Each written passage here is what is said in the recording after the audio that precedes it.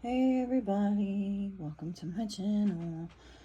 If you are an old friend, then welcome back. If you have not already, please like, share, and subscribe. And feel free to make a comment. It definitely helps with the algorithms so that we can be seen by more people. And then we can help more people. Now, I am feeling led to use this deck right here. Not sure why. Maybe because there's a battle that has ensued that maybe is now over, or a battle that is about to ensue, depending on where you are in your journey, maybe. Because everybody is not on the same timeline, not on the same journey. So let's see what message Spirit wants to give us. We have number 33 on the bottom of the deck at the split. Yahuwah, submission to a higher order. So I feel like this is definitely, an ascended master, right? Submitting to a higher power, basically. Whether it be a collection of higher level deities or angels, whatever you want to call them, okay? In order to rise, to ascend, it's like rising to the occasion for the good of the group or humanity, okay? And then we have number 9, Paimon, deception. So it's like rising above those who choose to deceive by choosing a higher power, a higher order, a higher calling. All right. What else do we need to know about this? What do you want us to know? What do you want us to know?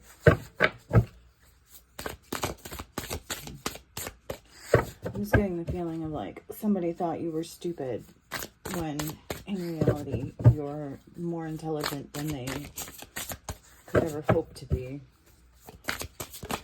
All right. Let's see. This is all not good. Berith, catastrophe and haste. Astaroth, fanatical belief and hypocrisy. And Fornius, fruitless labor. But it's funny.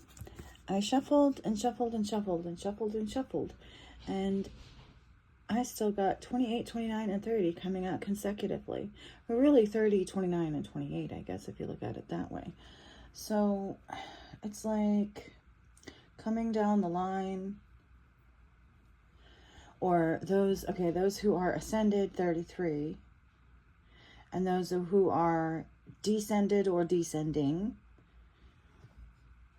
Okay.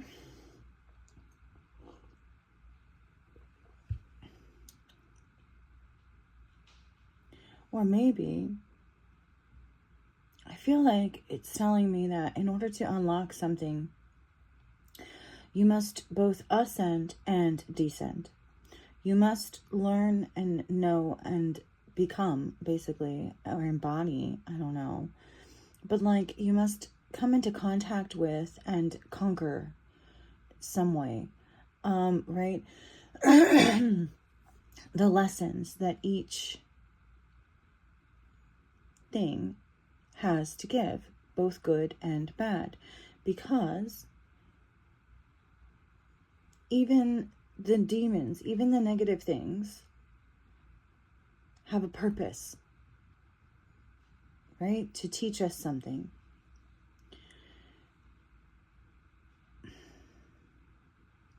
And with fanatical belief and hypocrisy here, you know, you may be coming out of the traditional religious beliefs, okay? Basically what they call these days the church, all right? That's not to say all churches are bad. In fact, you know, I've been a part of both good and bad churches, okay? And majority of the time, you know, they're good. The people in them have good intentions. It's just maybe, you know, maybe they are a little fanatical and they still have a lot to learn, right? But fruitless labor, catastrophe, and haste. I do feel like, a little bit like, don't waste your time.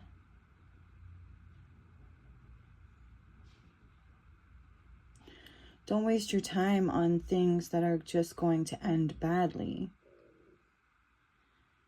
Because people are so brainwashed and obsessed. It's like don't cast your pearls onto pigs kind of thing. But if we're talking about these orders, higher and lower, good and bad, and how it relates to you and your ascension process,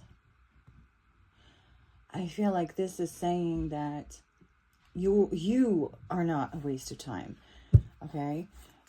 Like these deities, these energies, these beings have chosen to put you through the process of like the ascension, descension, and reascending. Because they see that you actually have the potential to reach a higher level. Because they don't bother with people that they know can't be reached or can't reach that level, or maybe even their level, but maybe they're trying to help you reach their level. They want to bring you up to their level. The angels want to bring you up to their level.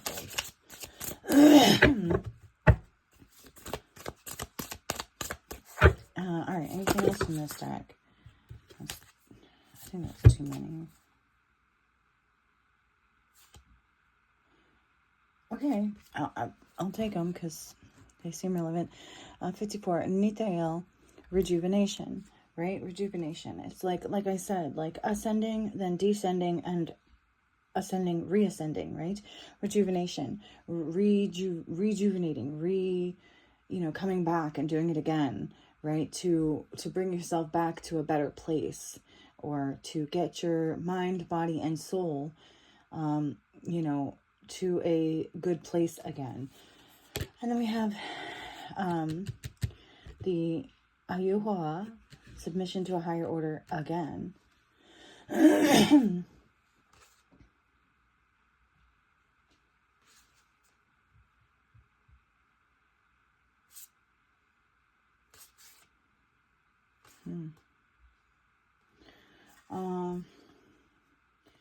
Okay, so I feel like, we have a bonus, number 17, atheism and the rejection of spirit, Renov, 27, slavery and bondage, and then the Phoenix, number 37, fraud and misrepresentation. So I feel like you have come into contact with both the religiously fanatic and also the atheist, right? Okay. These are both kind of extreme points of view on opposite ends of the spectrum, but both equally as, I don't want to say dangerous, but, well, I don't know, hazardous to your health or ascension. But regardless, you have overcome this, okay? You are being rejuvenated. The angels want to help you come back, right? It's like saying you may have fallen from grace, okay? But there's always a way back if you choose to acknowledge what needs to be acknowledged and put in the effort and work with the spirits that are trying to help you. And you are like a willing student. It's kind of what I'm getting. A willing student. That's what I would call that. Okay. All right. I'm going to put that over there. So this is already a little bit longer than I anticipated at this point in time. So I'm just going to go ahead and like skip ahead to the tarot and say, what else is it that we need to know about this? Justice. Okay. All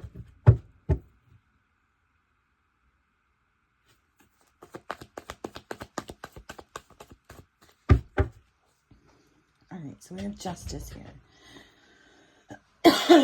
And it's like something about fairness, like the demons dragged you down, so now the angels are gonna lift you up. Something like that.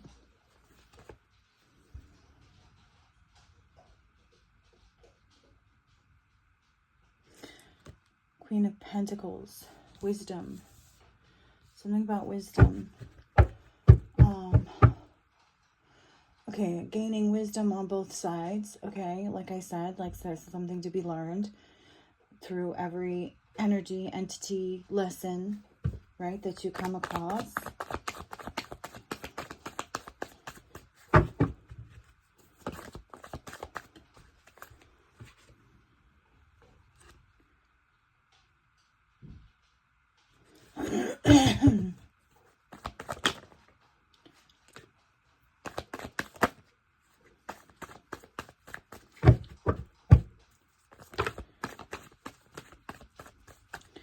Okay, Two of Wands,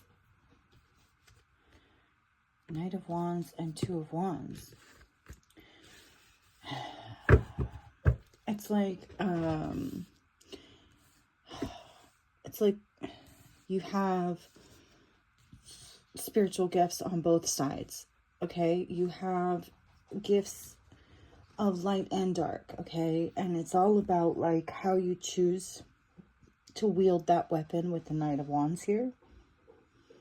So it's like even the darkness can be used for good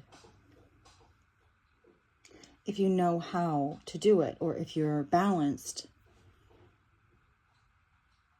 enough to do it.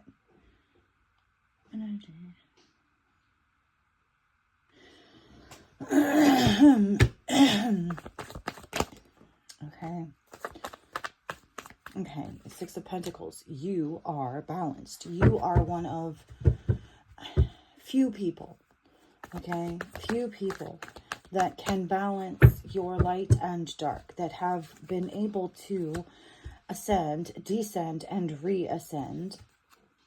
And Ten of Pentacles. This could be something to do with your genetics, your DNA, your ancestral history, or inheritance. A birthright of some kind. It's like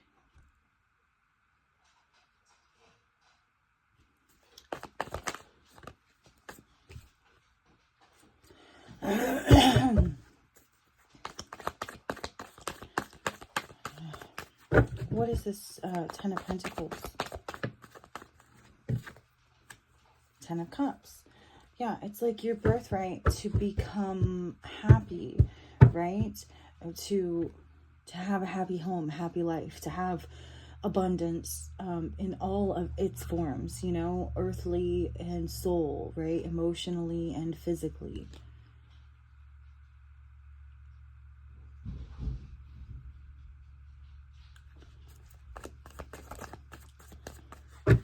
And also 10-10, karmic ending. So it's like maybe you've reached the end of your karmic journey, all right, with the Hierophant here. And the purpose was to bring you to a point of higher knowledge, okay? Almost like a school, okay? It's like you're graduating from Hogwarts, okay? All right, that's the best way that I can describe it.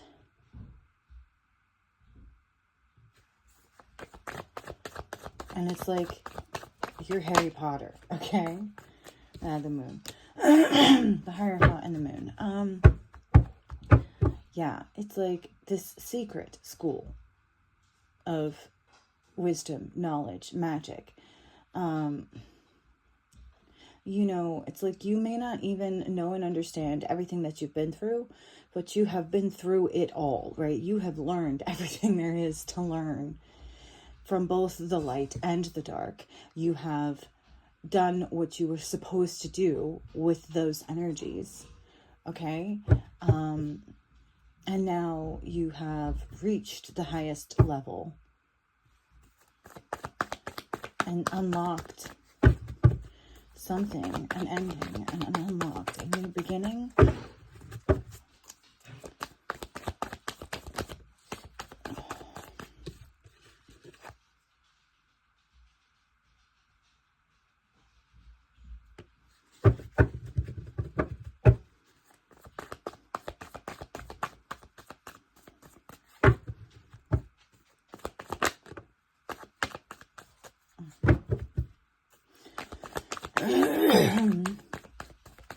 Excuse me.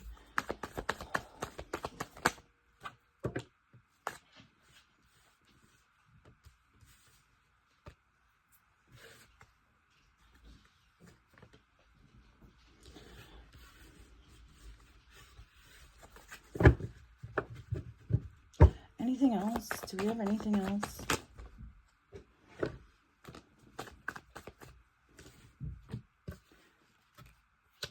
Jeez.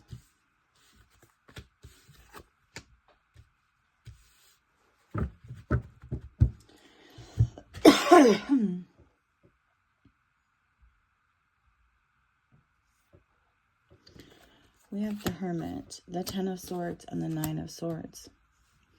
It's like they tried to murder your soul and cast you into hell.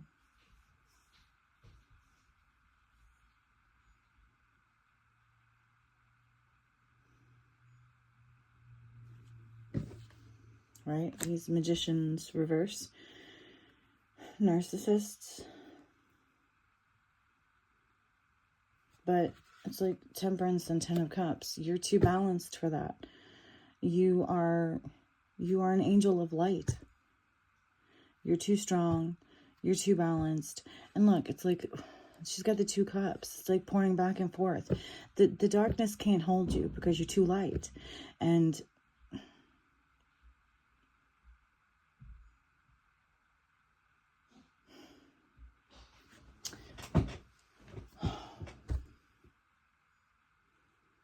it's almost like you don't fit in with the light either because you do have this darkness.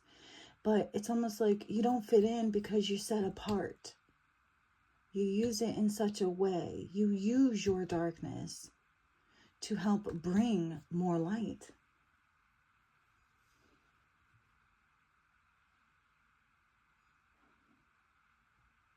It's very interesting energy. I wish I could understand it more. But I think I'm going to call it a day for now. I hope this has helped you in some way, shape, or form. I hope, if nothing else, it has entertained you for a few moments in time. And that if you haven't already, you will like, share, and subscribe.